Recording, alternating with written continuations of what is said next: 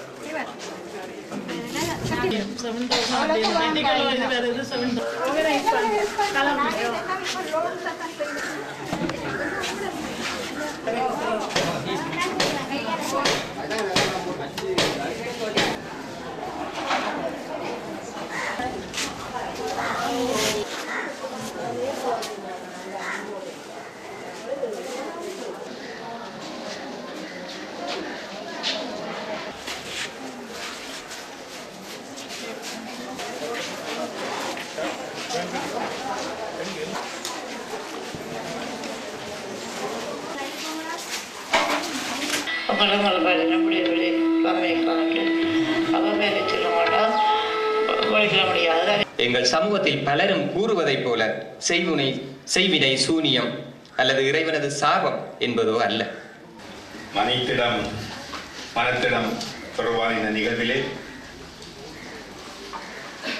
விருதுநராக கலந்து சிறப்பித்துக் கொண்டிருக்கின்ற வைத்திய கலாநிதி கீதீஸ்வரன் அவர்களே,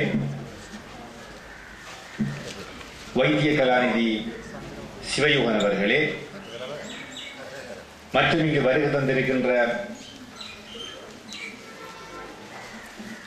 வைத்தியசாலையினுடைய வைத்திய கலாநிதிகளே, பல அரிய ஆக்கப்பூர்வமான செயற்பாடுகள் கூட நாங்கள் அவருடைய சேவையை நாங்கள் பெற்றிருக்கின்றோம்.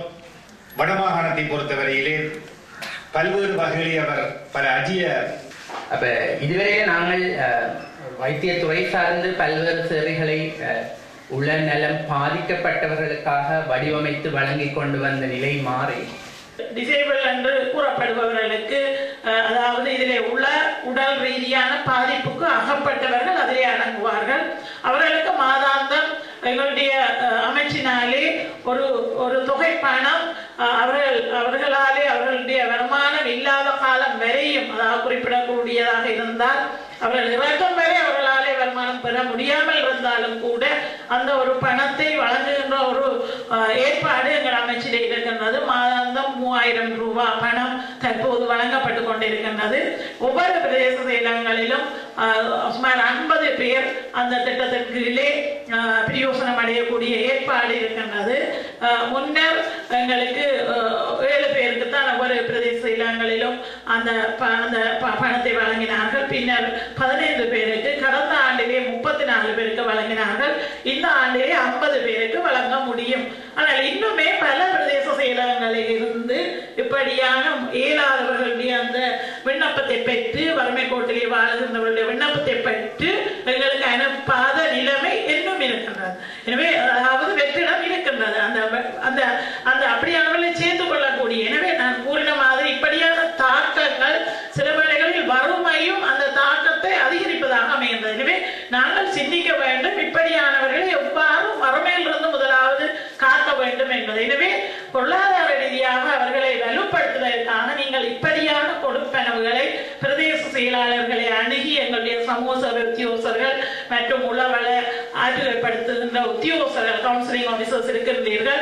எனவே நீங்கள் இப்படியானவர்கள் உங்களுடைய பணிக்கு வந்தால், இப்படியாக வறுமையில் இருந்தால் அவர்களை அடையாளப்படுத்தி நிச்சயமாக நீங்கள் உங்களுடைய பிரதேச செயலாளர்களாக அரசாங்க அதிபருக்கு அனுப்பி வைக்கும் பட்சத்தில் நாங்கள் அத்தகையவர்களுடைய கொடுப்பனவுகளை நாங்கள் செய்வதற்கு முடியும். இன்னும் பல பிரதேச செயலாளர்களுக்கு இது தெரியாத நிலையில் இருக்கின்றது.